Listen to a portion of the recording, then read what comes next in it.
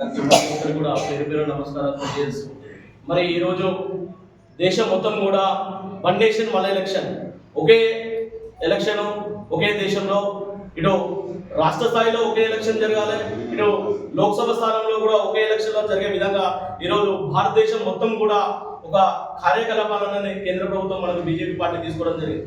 మరి మనకు కూడా డౌట్ వస్తుంది, ఒక దేశంలో ఒక ఎలక్షన్ ఎందుకు ఉండాలి, మరి ఒక సబ్జెక్ట్ ఏంటిది, ఇది ఏ విధంగా జనాల్లోకి వెళ్తుంది, ఏ విధంగా మనం కూడా కార్యకర్తలు కూడా జనాల్లోకి తీసుకువెళ్ళే విధంగా మనము ఎలా ఆ సబ్జెక్టును ఎలా నిర్వహించుకోవాలి, మనం కూడా చెప్పేంత అవగాహన ప్రతి మండల అధ్యక్షులకు ఉండాలి, మండలంలో కోకనిర్ణలకు ఉండాలి, అదేవిధంగా మండల పదాధికారులకు కూడా ప్రతి ఒక్కరు కూడా ఈ యొక్క సబ్జెక్టును మనం నేర్చుకోవాలి.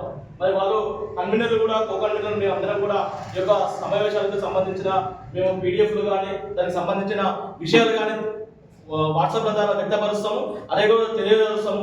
మరి ఈరోజు భారతదేశం మొత్తం కూడా మనకు 545 సీట్లు ఉన్నాయి, మరి 5,600కు పైగా ఎమ్మెల్యే స్థానాలు ఉన్నాయి.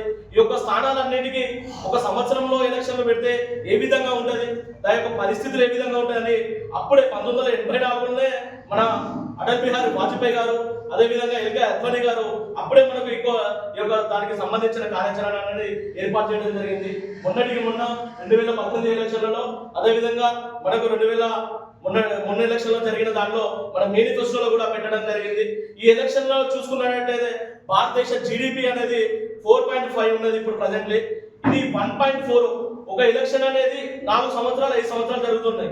ఎంపీ ఎలక్షన్లు కానీ, ఎమ్మెల్యే ఎలక్షన్లు కానీ, స్థానిక ఎలక్షన్లు కానీ, ఇంకా దానికి సంబంధించిన సర్పంచ్, జెడ్పీటీసీ, ఎంపీటీసీ ఎలక్షన్ జరుగుతున్నాయి. ఇట్లా దీనికి యొక్క ఎలక్షన్ల యొక్క దీని ఏంటి మనం ఏమంటారు, ఎలక్షన్ల కోడ్ పడుతుంది. కోడ్ పడడం వల్ల సుపరిపాలన అనేది సరిగా జరగడం లేదు. అంటే